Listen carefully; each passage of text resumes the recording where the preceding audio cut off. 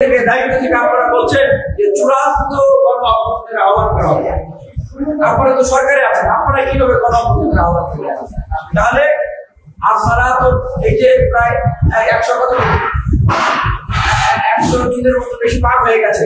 এতদিন যে আপনারা 100 দিনের মতো এতদিন যে আপনারা সরকার পরিচালনা করলেন, এখন আমরা দেখতে পেলাম যে আবার আজকে যে নতুন রাজনৈতিক দল দর্শক বিরোধী ছাত্র আন্দোলনের নেতৃত্বে নতুন রাজনৈতিক দল আসবে, সেখানে বলা হচ্ছে যে উপদেষ্টা নাহিদ ইসলাম তিনি পদত্যাগ করে নেতৃত্ব দিবেন। আপনি গেলেন আবার তার মানে কি তাহলে আমরা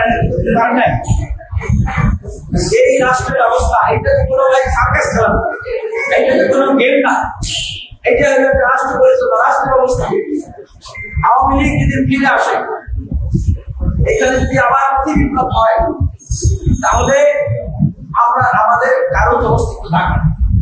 আমরা যে আন্দোলন করেছি, আমরা সরকারের জন্য সরকারের আন্দোলনের এটা তো আমাদের দায় দায়িত্ব।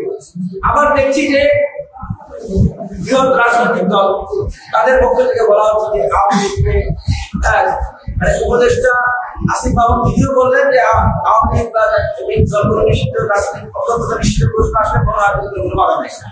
বিভিন্ন অ্যাম্বাসি থেকেও নাকি বলা হয়।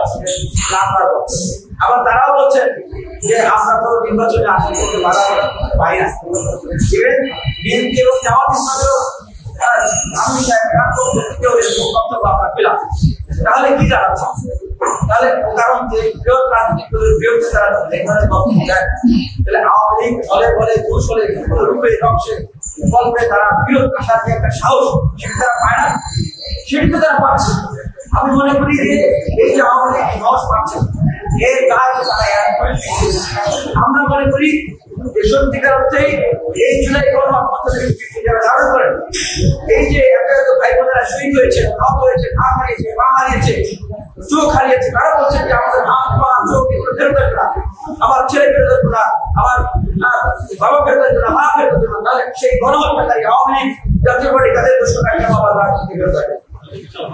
এখন তো বিচারই মানে ভাই আবু সাইদকে যে হত্যা করেছে, তার হত্যাকারী তার পাত্রটাকে দুজনকে গ্রেপ্তারি শেষ হয় নাই, বিচারই হয় নাই, শাস্তি হয় নাই, তার আগে আপনারা বলছেন আগামী দ্রুত নির্বাচন থেকে এবং আগামী নির্বাচনে তারা আসলে এত দ্রুত এই গণ-অভ্যুত্থানের স্মৃতি আপনারা ভুলে গেলেন। এবং বলা হচ্ছে বিএনপি জাতীয়তাবাদের পক্ষ থেকে যে নির্বাচিত সরকার না আসলে নাকি রাষ্ট্র সংস্কার করা যাবে না এবং কোন রাজনৈতিক দল নিষিদ্ধের ব্যাপারে নাকি সিদ্ধান্ত নেওয়া যাবে। আচ্ছা ভাই, আবার যে আপনার হচ্ছে ট্রায়াল চলতেছে আওয়ামী লীগের